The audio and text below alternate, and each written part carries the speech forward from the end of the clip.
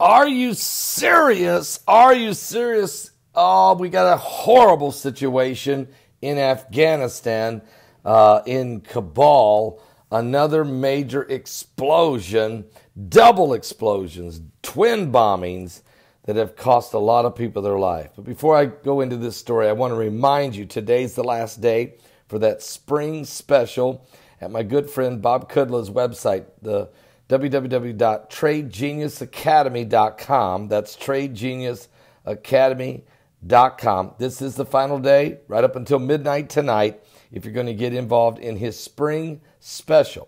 If you're trying to figure out the stock market and or currency values, Bitcoin, precious metals, any of those things, and you want to understand it better and get direct access to the numbers, this is the last day to sign up for this. You want to get this. So check out, again, a Christian company, www.tradegeniusacademy.com.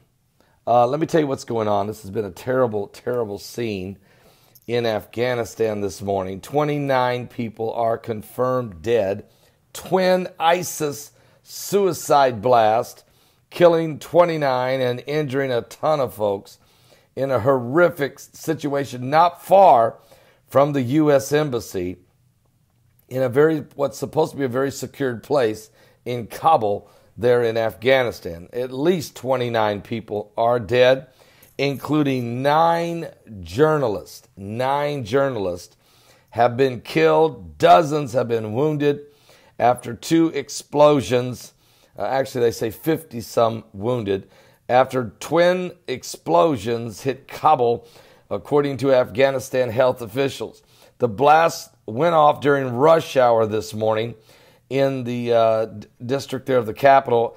Al Jazeera's Jennifer Glass, reporting from Kabul, said that the armed group ISIS of Iraq, also known as Islamic State of Iraq and the Levant, or ISIL, also claimed responsibility for the attack. It's ISIS. In the first explosion, a suicide bomber detonated himself close to the National Directory of Security, the main Afghan intelligence agency. And in another explosion that followed 20 minutes later, a second suicide bomber targeted the emergency medical workers and the journalist who arrived at the scene to cover the bombing. Al Jazeera's Glass said the second suicide bomber was dressed as a journalist. The Afghan Journalist Safety Committee reported that 9 journalists who rushed in to cover the explosion in the first bombing were killed in the second. And a spokesperson for the Afghan Health Ministry said the attacks killed at least 29 people and wounded 49 others. So it's a horrific scene in Afghanistan. No matter, after 17 years, the United States being involved in conflict there, at the end of the day, it's the same as it might as well be the same as it was before we ever entered in there. And that is different militant groups with all kinds of agendas continue to kill one another, whether it's the Taliban, now whether it's ISIS, or if it's Al-Qaeda, or if it's just other tribal gangs in a country plagued with no real stability. The only stability there is where there's a U.S. base or some other U.S. outpost or anything controlled by the Americans. If it's not controlled by the Americans, it's a state of a danger. It's sad. I'll be back. Pray for the victims that are wounded. Pray for their families of all those that died.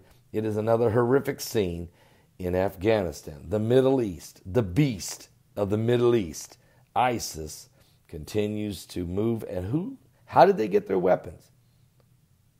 Is anyone ever going to ask about Barack Obama and the Arabs and the Arab Spring?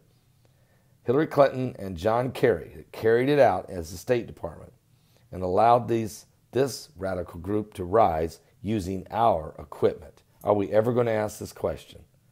Are we ever going to ask this question? Are you serious?